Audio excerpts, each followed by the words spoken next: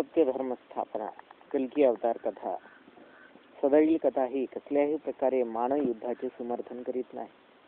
सदैव कथा ही कसल्याही प्रकारे मानव हिंसेचे सुद्धा समर्थन करीत नाही.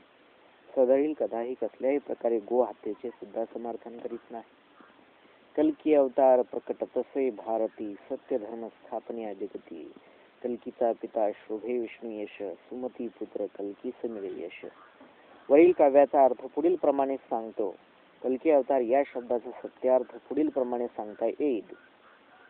कल्की यामधील कल्क या शब्दाचा सत्यार्थ चिखल, धूळ, फ्लेट या इंग्रजी शब्दाचा अर्थ अस्वच्छ किंवा फॉलनेस म्हणजे पापी किंवा दुष्ट वर्तन असा होतो.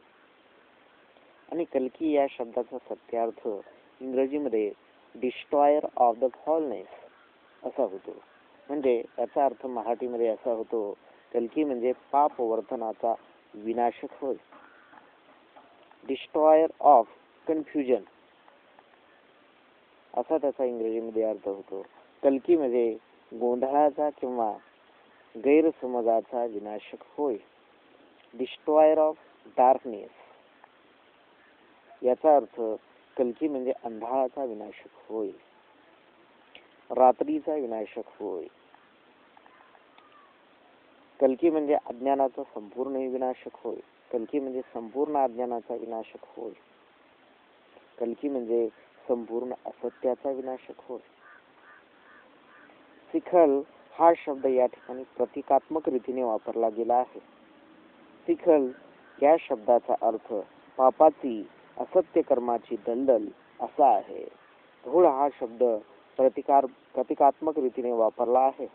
डस्ट म्हणजे धूळ ज्यामुळे हवा प्रदूषण होते. या ठिकाणी धूळ हा पापकर्मी असत्य या अर्थाने शब्द वापरलेला आहे. ह्या पापामुळे व पापकर्मामुळे अधर्मांचे प्रदूषण जगामध्ये झालेले आहे. त्यामुळे कल्की सत्य धर्म स्थापन करून त्या अधर्माचा विनाश करीत आहे.